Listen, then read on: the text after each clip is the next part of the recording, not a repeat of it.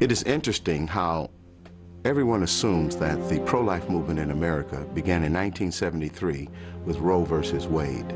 But we who were around during the civil rights movement and struggle of the 1960s, we know that the first anti-abortion groups were organizations like the Black Panthers, the Nation of Islam, and other community organizations. These folks were speaking out against both birth control and abortion long before the contemporary pro-life groups of today existed. But one of the problems with the civil rights movement was that there was far too many men and women who were willing to sell out the community. And a lot of powerful, influential African Americans knew that they had to be willing to turn and look the other way in order to advance their own personal political agendas. In 1972, those members of the Congressional Black Caucus, such as Charles Diggs, did not trust the abortion industry or those who were espousing population control or family health, and they were suspicious of them. But when the money began to flow, just as it was with Jesse Jackson, when he found out that indeed he could get funding and monies to run for presidents from these people, he flip-flopped in his position, because he once said abortion is black genocide. What happens to a mind of more than a baby without a pang of conscience? Where will we be 20 years from today? But when Reverend Jesse Jackson realized he needed money to run for president, all of a sudden the most important civil rights issue is a woman's right to choose. In 1975, Jesse Jackson called for the ban of abortion through a constitutional amendment. And in an interview in Jet magazine, he referred to abortion as genocide. But Jesse Jackson, on the other hand, wanted to become president. And the Democratic Party at that time had sold out completely to Planned Parenthood and the eugenics crowd. And Jesse Jackson went along to get along. And don't ever think that he was the only one. The unfortunate thing we face, whether we're talking about individuals or organization, there's never been a shortage of black leaders who are willing to sell us down the river if it's enough money and political power in it for them.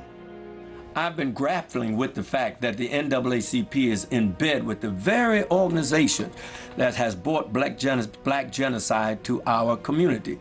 Dr. Alveda King, the niece of Dr. Martin Luther King, has tried on at least 3 occasions to bring to this organization's attention the black genocidal plot of people like Margaret Sanger and Planned Parenthood to exterminate the black community. And the stonewalling has been astounding. Alveda King literally has gone to the street along with myself to say to the NAACP, please deal with this issue of black genocide. The NAACP has responded by hiding and trying to prevent their convention goers to hear about black genocide. They've even gone to the extent of using buses to block our demonstration about black genocide in front of Cobo Hall where their convention was going on. They have literally put black paper across their windows so that the convention goers at the NAACP convention could not see the demonstration going outside that included Alveda King. There is definitely a conspiratorial plot being hatched and has been hatched by the NAACP to keep from their people the fact that they are co-conspirators in the genocide of their own people. When you look at the number of African Americans who portrayed us over the years, it's not always clear whether they are uninformed or just out-and-out traitors.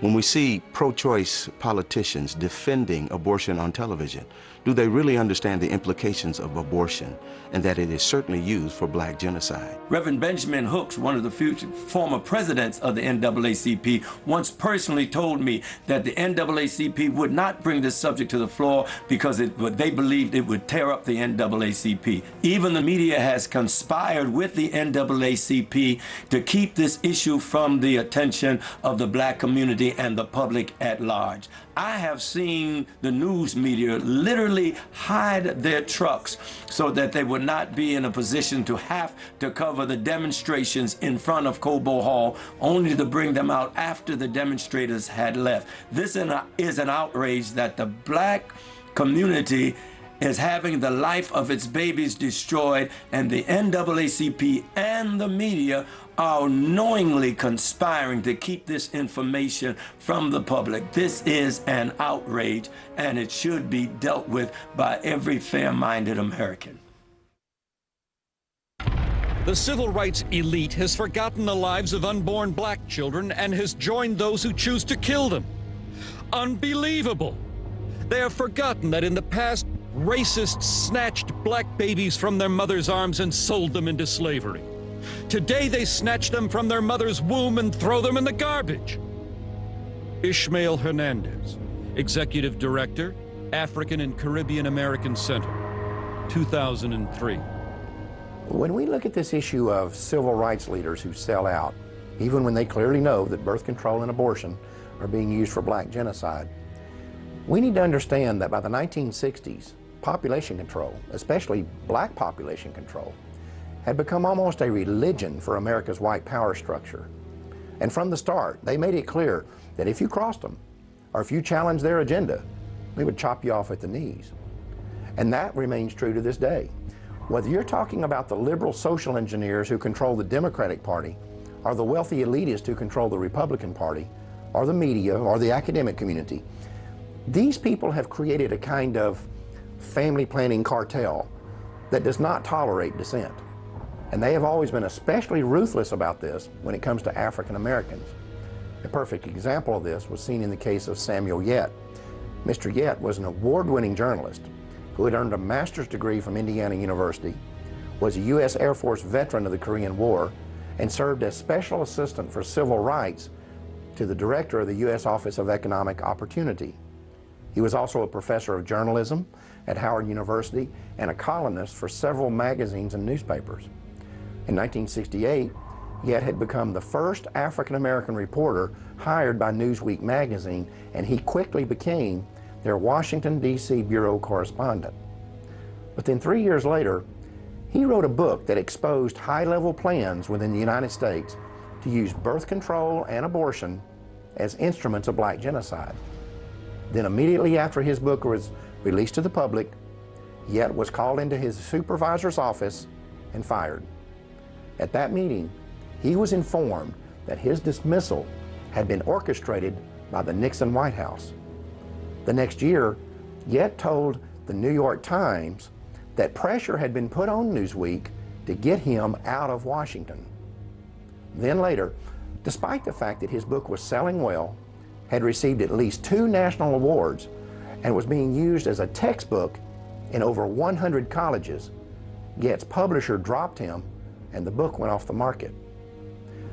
What's important to recognize about this situation and others like it was that this family planning cartel was sending a message to those who might have influence within the African American community, whether they were politicians or journalists or college professors or civil rights leaders. They were being warned that when it comes to population control, they only had 2 options. They could either get on board with it or they could keep their mouths shut. And when people like Samuel Yet told them what they could do with their 2 options, they paid a price that few others had the character or the courage to pay. The copyright to Samuel Yet's book was eventually given back to him. Then, in 1982, Yet used his own money to republish it.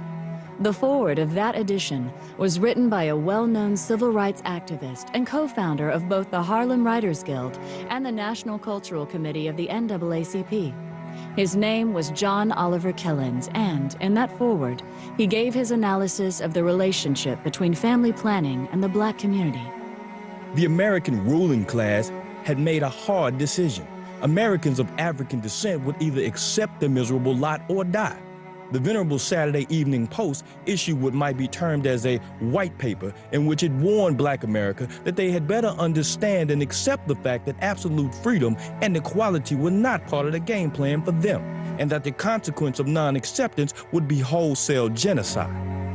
John Oliver Killens, 1982.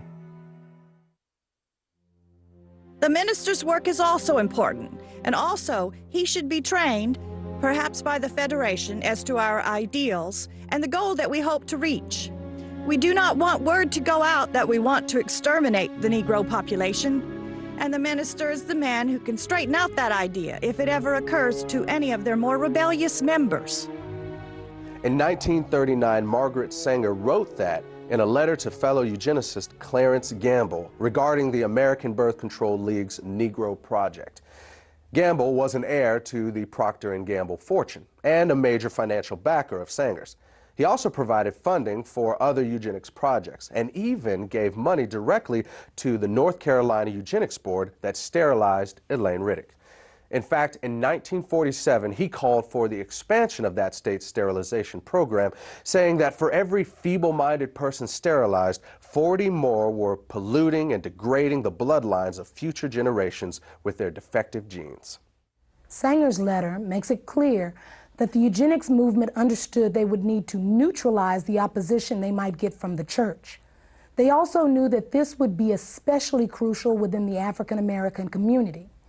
Their strategy was to manipulate church leadership into selling the illusion that support for eugenics was not inconsistent with the Christian faith. To do this, they would often recruit pastors to be frontmen for eugenics policies and provide them with prepackaged sermons on eugenics.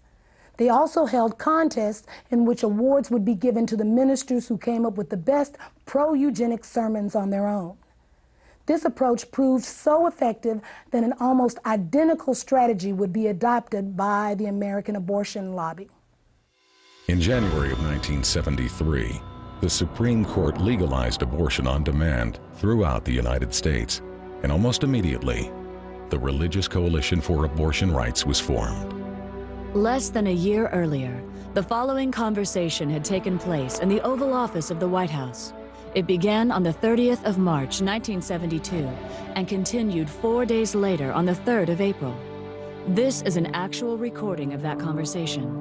The speakers are the President of the United States, Republican Richard Nixon, and members of his senior staff.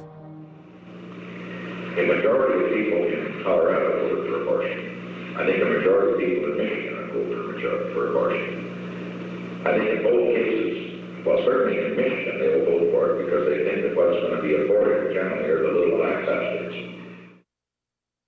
As I told you, we talked about it earlier, that a hell of a lot of people want to control the Negro bastard. Yeah. Isn't that really true? So we know what we're talking about, population control. Sure. We're talking really, and what John Rockefeller really realizes, the people in what we call our class control their populations. Sometimes they'll have a family of 6 or 7 or 8 or 9, but it's exception.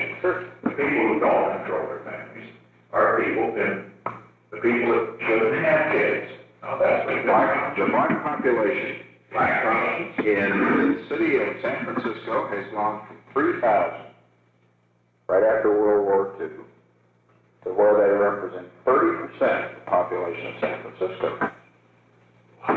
Yes, sir. The Religious Coalition for Abortion Rights was originally created with the financial backing of John Rockefeller, and its current president is an African American who was once appointed to the Washington, D.C. City Council by Richard Nixon.